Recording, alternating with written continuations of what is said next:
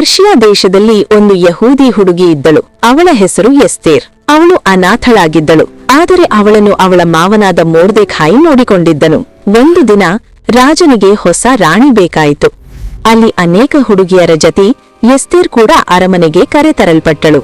ಅವಳ ಸೌಂದರ್ಯ ಮತ್ತು ವಿನಯದಿಂದ ರಾಜನು ಎಸ್ತೇರನ್ನು ರಾಣಿಯಾಗಿ ಆಯ್ಕೆ ಮಾಡಿದ್ದನು. ಆದರೆ ಅರಮನೆಯಲ್ಲಿ ಹಾಮಾನ್ ಎಂಬ ಒಬ್ಬ ಕೆಟ್ಟ ಅಧಿಕಾರಿ ಇದ್ದನು. ಅವನಿಗೆ ಮೊರ್ದೆಖಾಯಿ ಇಷ್ಟ ಇರಲಿಲ್ಲ. ಅದಕ್ಕಾಗಿ ಅವನು ಒಂದು ಭಯಾನಕ ಯೋಜನೆ ಮಾಡಿದ್ದನು. ಎಲ್ಲ ಯಹೂದಿಗಳನ್ನು ಕೊಲ್ಲಬೇಕು. ಈ ವಿಷಯ ತಿಳಿದ ಮೊರ್ದೆಖಾಯಿ ಎಸ್ತೇರಿಗೆ ಹೇಳಿದನು, ನೀನು ಈಗ ರಾಣಿ. ದೇವರು ನಿನ್ನನ್ನು ಇದಕ್ಕಾಗಿಯೇ ಇಟ್ಟಿದ್ದಾನೆ. ಆದ್ರೆ ಒಂದು ಸಮಸ್ಯೆ ಇತ್ತು. ರಾಜನನ್ನು ಕರೆಯದೆ ಹೋಗಿದ್ರೆ ಅವಳನ್ನೇ ಕೊಲ್ಲಬಹುದಿತ್ತು. ಆದರೂ ಎಸ್ತೇರ್ ಹೇಳಿದ್ಲು, ನಾನು ಹೋಗುತ್ತೇನೆ, ಸಾಯಬೇಕಾದ್ರೆ ಸಾಯುತ್ತೇನೆ.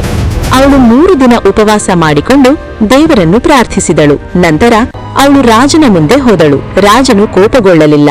ಅವಳಿಗೆ ಕೃಪೆ ತೋರಿಸಿ ಕೇಳಿದನು, ನಿನಗೆ ಏನು ಬೇಕು? ಅವಳು ಹಾಮಾನ್ನ ದುಷ್ಟ ಯೋಜನೆಯನ್ನು ರಾಜನಿಗೆ ಹೇಳಿದಳು. ರಾಜನು ಕೋಪಗೊಂಡು ಹಾಮಾನ್ಗೆ ಶಿಕ್ಷೆ ನೀಡಿದನು.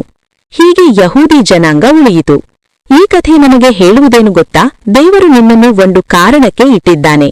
ಭಯ ಇದ್ದರೂ ಧೈರ್ಯದಿಂದ ನಿಂತರೆ ದೇವರು ನಿನ್ನ ಜೊತೆ ಇರುತ್ತಾನೆ. ಒಂದು ನಿರ್ಧಾರ ಅನೇಕ ಜೀವಗಳನ್ನು ಉಳಿಸಬಹುದು. ನೀನು ಕೂಡ ಎಸ್ತೇರಳ ಹಾಗೆ ದೇವರ ಯೋಜನೆಗಾಗಿ ನಿಂತುಕೊಳ್ಳುತ್ತೀಯಾ?